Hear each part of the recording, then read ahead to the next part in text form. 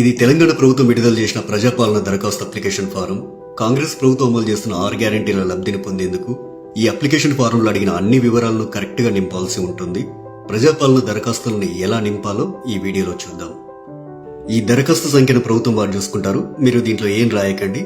కుటుంబ వివరాల కింద మీరు కొన్ని వివరాలు రాయాల్సి ఉంటుంది. ఇక్కడ మీ పూర్తి పేరు రాయండి. ఇక్కడ ఇంటి యజమాని స్త్రీ అయితే స్త్రీ అని టిక్ చేయండి, పురుషుడైతే పురుషుడి దగ్గర టిక్ చేయండి, ఇతరులైతే ఇతరుల దగ్గర టిక్ చేయండి. మీరు ఏ సామాజిక వర్గానికి చెందినవారో ఇక్కడ టిక్ చేయండి. ఎస్సీ అయితే ఎస్సీ దగ్గర, ఎస్టీ అయితే ఎస్టీ దగ్గర, బీసీ అయితే బీసీ దగ్గర, మైనార్టీ అయితే మైనార్టీ దగ్గర టిక్ చేయండి. ఎస్సీ ఎస్టీ బీసీ మైనార్టీ కాని వారు ఇతరుల దగ్గర టిక్ చేయండి. ఇక్కడ వారి పుట్టిన తేదీ, పుట్టిన నెల, సంవత్సరం వరుసగా ఇవ్వండి.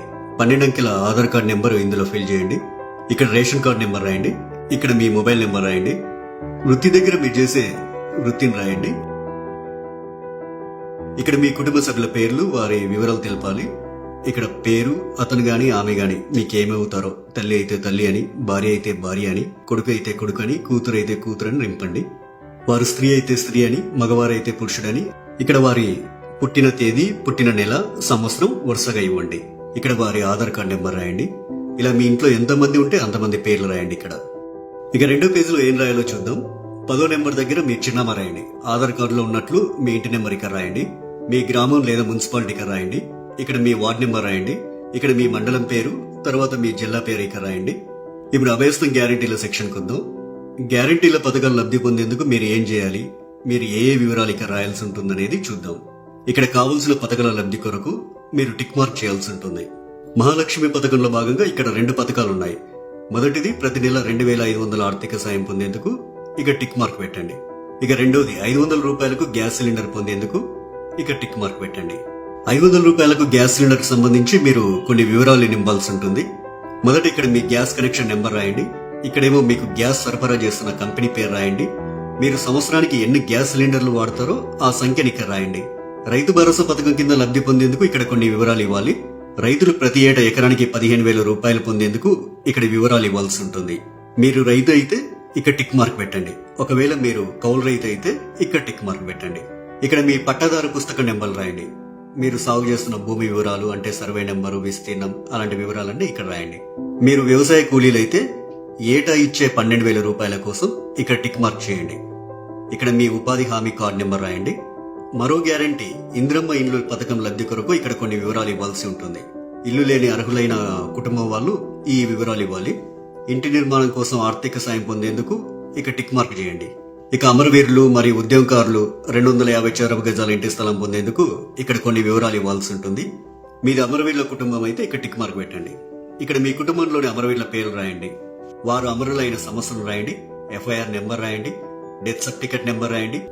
ఒకవేళ ఉద్యమకారులైతే మీరు తెలంగాణ ఉద్యమంలో పాల్గొన్నట్లయితే అవును అని ఉంది కదా, ఈ బాక్స్ దగ్గర టిక్ మార్క్ పెట్టండి. ఒకవేళ పాల్గొనకపోతే కాదు అనే బాక్స్ దగ్గర టిక్ మార్క్ పెట్టండి.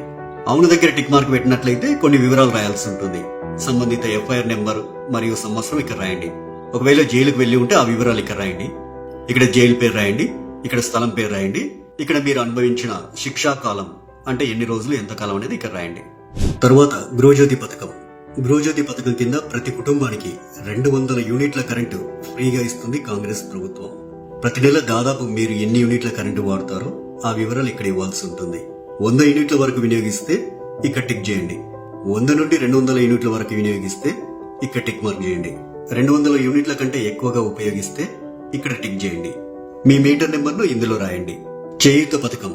ప్రతి నెల చేయూత పథకం కింద వృద్ధులకు 4,000 రూపాయలు, దివ్యాంగులకు 6,000 రూపాయలు ప్రభుత్వం ఇస్తుంది. మిమ్మల్ని దివ్యాంగులుగా గుర్తిస్తూ ప్రభుత్వం మీకు ఇచ్చిన సదరం సర్టిఫికేట్ నెంబర్ ఇక్కడ రాయండి.